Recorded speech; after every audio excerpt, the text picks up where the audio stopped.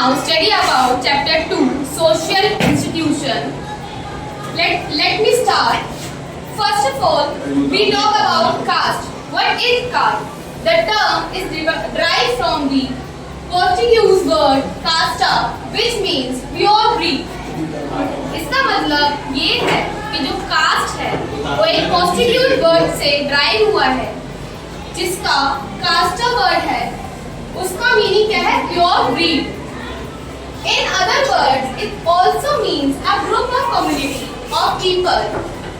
अब ये कास्ट एक ग्रुप ऑफ कम्युनिटी है, ग्रुप ऑफ पीपल है.